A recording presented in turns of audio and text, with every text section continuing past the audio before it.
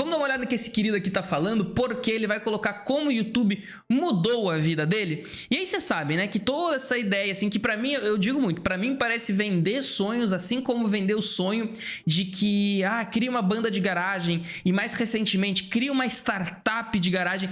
Quer ver uma coisa que eu peguei esses dias, assim, que me faz pensar, que a gente ainda pensa, não nós aqui, porque a gente estuda as plataformas e entende, mas o senso comum, até a partir do filme, a rede social lá com o... esqueci o nome do autor, mas que fala da história do Mark Zuckerberg, é posto como, assim como a maioria dessas startups do Vale do Silício, né, como gênios e empreendedores que tiveram uma ideia genial, desenvolveram um produto e aí elas ficaram ricas e milionárias e mudaram o mundo, e você também pode fazer isso, sendo que não tem, na prática, quando a gente olha a conjuntura dessas pessoas, tem coisas que explicam o sucesso muito além de que somente a capacidade pessoal deles. E aí eu tava, 2 exemplos porque ficam muito claros, primeiro, nesse caso do Mark Zuckerberg, vocês lembram do sócio brasileiro? Vocês lembram eu esqueci o nome dele agora, mas vocês lembram que o Facebook ele foi cofundado por um brasileiro. E aí a gente já começa a pensar assim, que brasileiro que vai estudar numa das faculdades Ivy Leagues, né, que são as faculdades mais top lá norte-americanas? Alguém muito rico. E aí eu fui dar uma olhada em quem são, porque quando a gente fala, né, inclusive tu aí que tá me vendo, já foi pressionar o teu deputado para aprovar a taxação dos super ricos? E eu fui ver, né, que se a gente taxar os bilionários são 50 pessoas, se a gente taxar as grandes fortunas são 250 mil pessoas, 2.500 pessoas. Eu falei, vou ver quem são essas 50 pessoas. E não é que esse bendito tá lá, não porque ele cofundou o Facebook, mas porque ele vem de uma família bilionária, herdeira, um burguês. Então, na verdade, se tu parar pra pensar que o Facebook foi cofundado uma startup de garagem. Se eu for abrir uma startup de garagem, eu vou achar os meus amigos aqui, até meus colegas de faculdade, são tudo trabalhador, entendeu? Pode ter certeza que a gente não vai ter contato a um grande fundo de investidor, a nossa ideia não vai ser a mirabolante, talvez a gente até possa viver bem, tá? Trabalhar, ter uma vida legal, e talvez seja o nosso objetivo, mas não vai acontecer isso que é dito como... E aí, né, vocês sabem que a minha dissertação do mestrado é com foco em YouTube. Eu fui começar a escrever agora a parte da história do YouTube, que evidentemente eu já escrevi em outros momentos. Eu falei, vou dar uma olhada no quesito seguinte. Por que é o YouTube que foi comprado pelo Google? Por que é o YouTube? Porque, na verdade, a questão de distribuir conteúdos e fazer o processo de streaming, que é tu assistir a um vídeo sem que eu baixe ele, então é o conceito de tu enviar dados e informações à pessoa assistir, não era uma tecnologia que o YouTube desenvolveu. Na verdade, tinha diversos outros sites que faziam o mesmo processo. O que fez o YouTube participar e ser o que ele é simplesmente o fato que o Google compra. Então, na verdade, digamos que tinha 10. A gente tá assistindo o YouTube, assim como a gente poderia estar assistindo, sei lá, qualquer outro nome aí de site lá nos anos 2005 que faziam streaming de vídeo. Então, na prática, tem que entender que, assim, primeiro, não é meritocrático. Mesmo que se fosse meritocrático, não é igualitário. E mesmo que se ele não é igualitário, obviamente, então, quiçá, faz sentido a gente começar a pensar em tudo isso, né? Calma, eu sei que eu falo pra caramba, mas é pra dizer que é o seguinte.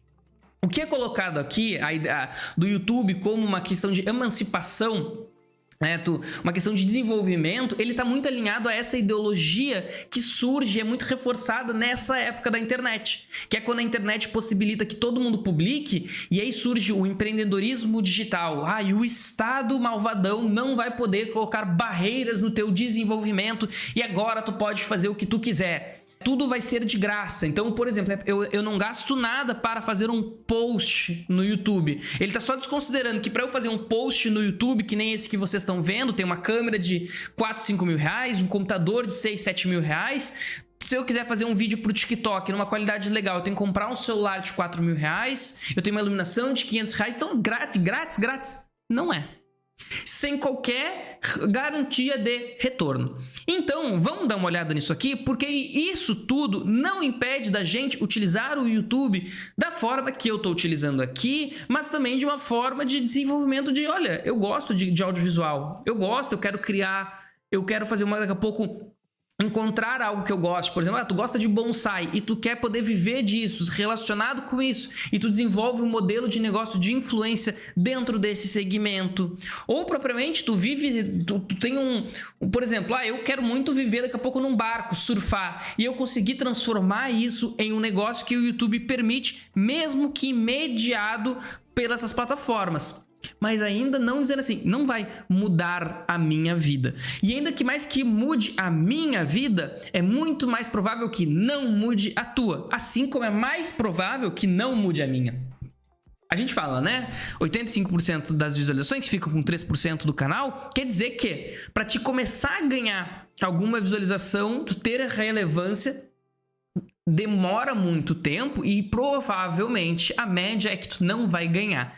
Então vamos dar uma olhada no que esse querido quer falar, e eu dou esse parênteses todo porque toda vez que a gente coloca em evidência, seja aqui, para mim no chat, com o Éder, mais 2, 3 que estão assistindo, ou para 10, 15 pessoas, atua como propaganda, mesmo que eu critique. Tá aí o exemplo da extrema-direita para dizer. Né? A gente bota aqui, Bolsonaro, Bolsonaro, Bolsonaro para falar mal dele, o algoritmo tá nem aí se eu tô falando bem ou tô falando mal. Ele tá entendendo que eu tô falando daquele assunto e que aquilo é relevante. E coloca em relevância, e aí se cair na tela, no feed de alguém que não tem um senso crítico tão apurado, tem um trabalho, tem uma vida mais alienada, ela é cooptada. Então, toda vez que a gente coloca alguma coisa, se nós não dermos espaço para o parênteses e comunicar, olha só, tu vai enxergar isso aqui, mas tu tem que enxergar isso aqui com esse filtro na frente. Tu propagandeia esse tipo de narrativa. E aí essa narrativa está muito mais alinhada ao senso comum. Então a chance de alguém te assistir e talvez ficar inclusive do lado da mensagem que tu está reagindo e criticando é muito maior. Então vamos lá, tudo isso, né? O grandes parênteses um parênteses antes do texto, né? No meu caso é isso aí. Espera. I bit the bullet and started making YouTube videos. Since that first upload, I posted a new video every week. Some did well, some flopped, and I spent way too much time obsessively refreshing the YouTube Analytics app, hoping for that breakthrough moment. I watched so many videos from new YouTubers trying to understand how the algorithm works, and quickly realised everyone's experience is wildly different. So I thought I'd share my journey. Right on the cusp of becoming monetized, this is my time capsule from this point in my YouTube journey. Who knows, maybe I'll revisit it someday if I'm lucky enough to hit 10,000 subscribers. Passou, né? Tá com 23. I love spending time alone on woodworking projects or going down endless YouTube rabbit holes. Over the years, I've watched countless small creators grow their hobby-based channels, and the idea of giving it a go myself started to take root. Now, people who know me wouldn't expect me to start a YouTube channel, so I decided to do it quietly, without telling anyone. No expectations, no pressure, just to see what might happen. I knew I wanted my channel to focus on woodworking, workshop projects, hand-built guitars, and the occasional tool review to keep things varied. My first video was a review of a new miter saw I bought. It's awkward, clunky, and just not great. But it's still there because everyone has to start somewhere. Feel free to check it out if you want to feel better about posting your first video. Mas é um vídeo que tem demanda, né? As pessoas querem saber desse maquinário aí, e claramente essas maquinários, digo de quem já quis comprar, não são baratos, principalmente aqui no Brasil, lá devem ser um pouco mais acessíveis. Mas é um vídeo que tem demanda, né? Este produto é bom, é sempre uma forma boa de criar um canal no YouTube e garantir que tem uma demanda, porque essa demanda, ela ultrapassa a necessidade de performance. Por exemplo, o que eu tô falando aqui pra vocês, a maioria das notícias, vocês podem encontrar outro lugar. Eu preciso que a minha performance, o eu falar, as informações que eu trago, qualifiquem esse conteúdo de uma forma diferente dos demais. E isso tem uma necessidade mais difícil, né? Porque a gente tende a ir naquilo que já é mais certeiro, não só nós como padrão, mas o algoritmo prioriza isso, porque ele vai recomendar um conteúdo que tem risco da pessoa assistir e sair. Muito difícil, é muito mais provável que ele queira garantir que a pessoa vai assistir, mesmo que as visualizações fiquem centralizadas naquele grande canal, ele vai ficar indicando aquele conteúdo lá. Já esse conteúdo de demanda, de tutorial, eu sempre pontuo que é uma ótima estratégia para desenvolver os primeiros conteúdos. Porque ele tem uma demanda que ele não necessita que a pessoa vá atrás daquele teu conteúdo esperando uma grande performance tua. Porque o que ela quer... Porque esse cara, por exemplo, ele não tem um grande carisma, né? Digamos assim, até então. Mas ele tá conseguindo, mesmo através desse jeitão mais duro que ele mesmo se autodenominou, passar as informações necessárias para aquela demanda. Então, tutorial, dica, óbvio, e calma. A gente está vivendo um momento que isso vai transicionar, tá? A IA, tanto a generativa quanto a questão geral que ela está impactando, vai mudar isso. Quer dizer, A gente não sabe como, mas é muito provável que sim. Então, até então, era uma grande forma. E eu digo que até hoje e para os próximos anos ainda vai ser, mas pode ser que comece a cair com a questão da IA.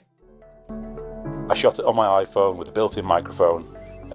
E uma coisa que esse cara tem também diferença é, tu tem que consumir conteúdo, tá? Eu bato muito isso na tecla. Olha, se tu quer criar conteúdo de tal segmento, tu tem que assistir aquele segmento. Tu tem que cuidar para tu não ser não apenas representar a audiência desse teu segmento. Então vamos supor, tu assiste Cazé TV e tu quer fazer um conteúdo comentando futebol. Tu não pode ficar repetindo as gírias, falando como, tentando ser, performando do mesmo jeito que aquele influenciador tem, porque aquele é o jeito, aquela personalidade, aquele carisma é desenvolvido por ele. De qualquer forma, tu tem que assistir para entender as dinâmicas. Tem que entender, então peraí, tem que ter mais humor. Peraí, eu tenho que fazer umas filmagens mais cinematográficas, eu tenho que fazer uma edição de áudio melhor. E certamente um cara que consome muito o YouTube é muito mais provável de construir um conteúdo com a linguagem YouTube. E eu bato muito forte na linguagem YouTube porque isso varia de plataforma para plataforma. E, por exemplo, é a minha dor de criar conteúdo curto atualmente. Eu odeio conteúdo curto. Porque ele tá numa dinâmica ali muito não saudável para a audiência. Então eu tenho dificuldade de consumir para ter referência para desenvolver. E isso deve ser uma coisa que fez bastante diferença para ele, inclusive na jornada dele de criação de conteúdo. As an introvert, putting myself out there felt like a huge leap, but I hit publish and nothing happened. Views trickled in, no likes, no comments. It was honestly a bit of an anticlimax. But I kept going. After watching advice videos, I realized consistency was key. I committed to posting weekly and started documenting a guitar build. Again, nothing happened. But something unexpected started to change. YouTube gave me a reason to prioritize my woodworking projects. Life often gets in the way, but by committing to weekly uploads, it meant I was carving out time for what I loved. Of course, building things for a channel comes with challenges. Time in the workshop, editing, voiceovers, thumbnails, it all adds up. But I stuck with it and eventually things started to pick up. Olha aí. Views came first, then the comments, then subscribe. As linhas tendem a ser assim, tá? Eu sei que a legenda tá na frente, mas ela tende a dar um pulo, né? Porque, claro, como é uma margem muito pequena, né? De 2, 3, 4, 5, 10 e depois dá um pulo para 100, já tem um crescimento muito alto. Mas tende a ser assim, principalmente esse pulo aqui, tá? Num gráfico de crescimento. Dependendo, aí quando tu chega num determinado patamar, o canal começa a ter um crescimento contínuo, que ele já estava tendo, mas como esse crescimento é proporcional ao tamanho da audiência, esse crescimento é mais representativo. Então, antes tu crescia 2, 3, 4 inscritos por dia, tu começa a ganhar 10, 15. Então, mesmo que na proporção continue muito parecido, essa primeira alavancagem, né, que tu sai de algo para algo maior, geralmente ele dá muita diferença. E é esse pulo bem aqui que ele tá mostrando. Eu quero ver qual vídeo foi que gerou isso. Slowly but surely, people began finding my videos and enjoying them. One turning point was when I tackled the project I've been putting off for years, building a new workbench. The pressure of weekly Tem muita demanda esse tipo de trabalho. And I turned it into a series. Each week, more people tuned in. Mas, de novo, né? Tu viu que ele falou, a pressão por postar me fez fazer. Se tu já tá num debate que tu precisa de pressão pra postar, é muito diferente da tua real necessidade, né? Então, assim, quando eu sempre digo, não, esses dias uma pessoa da minha família me chamou dizendo que queria começar a fazer venda de afiliados, né? E queria fazer conteúdo pra isso. E eu sempre me proponho a conversar. E o fato é, olha, a pessoa precisava de uma renda agora e não tinha o que investir. E o que vocês aqui, que sempre estão me escutando falar, vocês acham que eu disse pra ela fazer conteúdo? Vocês acham que eu falei, não, vai criar conteúdo? Claro que não. Conteúdo é pelo contrário. Demora, tem que ter investimento e, olha, tem muita chance e, às vezes, né, a maioria, a média, de dar errado. Tudo bem que, dependendo, que eu digo até inclusive para os clientes e os creators que trabalham com a gente, claro que tu tá assessorado por pessoas que já trabalham com isso, vivem isso, são especializados nisso, tu não está dentro da média das pessoas que pegam o celular, passam no carnê e vão tentar criar conteúdo por conta própria. Tá muito mais próximo da conjuntura de sucesso. Mas, vocês acham que eu diria para alguém sair criando conteúdo se precisasse, que nem ele coloca aqui, não, peraí, eu precisava postar toda semana. Porque sim, consistência é chave. E não só a tua consistência, do teu querer fazer conteúdo. Porque às vezes o teu querer não é suficiente. Porque daí tu tem um trabalho, tu tem uma tarefa doméstica, tu tem que ir no super, tu tem que ir no médico. Tudo isso são coisas que influenciam. E por isso que a gente critica tanto a lógica do algoritmo. Porque ela te bota uma pressão, uma conjuntura para te ter sucesso. E aí ela não considera a tua realidade para isso. Porque, na verdade, no YouTube tá nem aí. A gente sempre fala, né? O algoritmo ele tá aí pra achar o melhor conteúdo. Se não for o teu, que se dane, tem outros, no Brasil, pra gente ter uma ideia, outros 10 milhões de criadores de conteúdo que ele vai simplesmente pegar um conteúdo dessas pessoas. Their supportive comments get me motivated. Sim, comentários motivam muito, Obrigado, Éder. My voiceovers became less serious, pretty unlike this one. More self-deprecating, and viewers seemed to connect with that. Then, out of nowhere, my first video got picked up by the algorithm. It was a quick review of a pocket hole jig I'd used for a workbench. I threw it together with recycled footage, added a silly spit take and an AI-generated one-trick pony joke, and poked a bit of fun at Americans in the voiceover. To my surprise, it took off.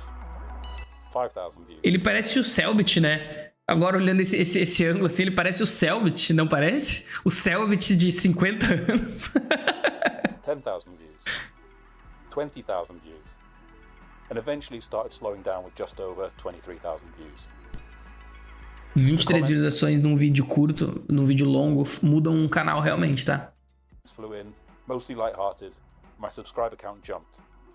Ó, que eu falei, ele cresceu e depois estagnou, né? Aí ele tem que continuar produzindo para que outro desses conteúdos aconteça isso. After that, other videos began picking up momentum. I tried replicating the pocket hole video's success with a table saw review, but it didn't take off. Lesson learned, YouTube will humble you quickly, and nothing is guaranteed. Still, I stayed consistent, and after about 4.5 months, I finally hit 1,000 subscribers. Pô, isso aqui 4 meses criando conteúdo e chegar a 1.000 inscritos, isso aqui já tá, assim... Nossa! Quem aí já tentou criar um canal, vocês vão entender, tá? 4 meses. Isso dá pela conjuntura toda. O cara assistir YouTube, ele tá produzindo algo que, por exemplo, ele já tinha talvez como hobby, como trabalho, essa questão de criar algo com a mão, que é um nicho muito forte na plataforma. Esse nicho, ele tem a necessidade de ser algo muito pessoal, porque ele não vai ensinar as pessoas profissionais, ele provavelmente vai falar com pessoas iguais a ele. Eu não vou dizer que ele é pai de família, mas ele poderia ser um pai de família que faz isso no teu tempo livre, como forma de entretenimento, é uma forma dele poder fazer algo manual. Esses produtos têm muita busca, porque são coisas que as pessoas precisam aprender a fazer sem ser da própria cabeça. Então, por exemplo, se eu for fazer uma mesa, pode ter certeza que eu vou pesquisar como fazer uma mesa. Eu vou entender que eu vou precisar de algumas ferramentas. Eu vou pesquisar sobre essas ferramentas. Então, é um segmento muito bacana. Ele tinha uma conjuntura que permitia ele construir conteúdo para isso na questão material. Então, ele tinha todas as ferramentas, ele tinha um iPhone e ainda o agravante que soma também o fato de que ele assistia YouTube. Então, e óbvio, acima de tudo, ele tinha o tempo para isso. As I'm recording this, I'm currently about 600 hours away from the magic 4,000 hours that you need to join the YouTube Partner Program and monetize the channel. Starting a YouTube channel is a slog. Most channels take over a year to hit 1,000 subs and 4,000 watch hours, and it's a ton of work. Planning content, filming, editing, and of course stressing about analytics. But it's been worth it. Eu fico feliz por ele. I've learned so much, prioritized my hobby, developed new skills, and connected with people who enjoy my sketchy techniques, self-deprecating humor, and tedious jokes. As I approach this first milestone, I wanted to reflect on how far I've come. Maybe I'll make another video if I hit 10,000. Deus, a guitarra é até elétrica. Claro, né? A guitarra tem que ser elétrica. For now, I'm focused on improving my workshop, making better videos, and trusting the process. If you're thinking about starting your channel, here's my advice. Just start. You don't need everything figured out. Be yourself and do what you love. Trust that the right people will find you. It might take time, but keep going. Pareceu mais um vídeo. And you've watched through to the end of this video, Thank you. Obrigado, moço, obrigado. Não me inscreverei, mas muito obrigado. Deixarei o like, contribuir aqui. E assim, não foi tão dos males do que eu pensei, né? Achei que poderia ser pior, achei que poderia ter uma visão muito mais meritocrática, mas tá legal. Acho que conseguiu trazer uma ideia daquilo que eu comentei como uma questão mais pessoal, né? Não tão profissional. A grande questão é que as pessoas pegam um vídeo desses, então, funcionou pra ele de hobby, então quer dizer que se eu quiser fazer canecas de cerâmica agora eu também vou conseguir, vou comprar maquinário, vou fazer isso, sendo que não é bem assim. Mas que bom que deu certo pra ele. Não quer dizer que vai dar certo para todo mundo, mas eu fico feliz com o entendimento de que a parte tecnológica da coisa é o que ele tá falando, tá? Ele não precisaria que o YouTube entregasse para eles milhões de visualizações. Se ele tivesse uma audiência de 5, 6, 3, 4 mil pessoas, ele já poderia viver disso, ter uma vida muito mais com uma qualidade de vida, ter um impacto social, ter uma influência responsável, que é um pouco mais do que a gente defende aqui como alternativa à lógica das plataformas capitalistas de hoje. Aí se tu tá me ouvindo no corte, tu já sabe que tu pode te inscrever no canal clicando aqui ou assistir o próximo vídeo que o algoritmo do YouTube sabe que tu gosta clicando aqui. Um beijo e até lá!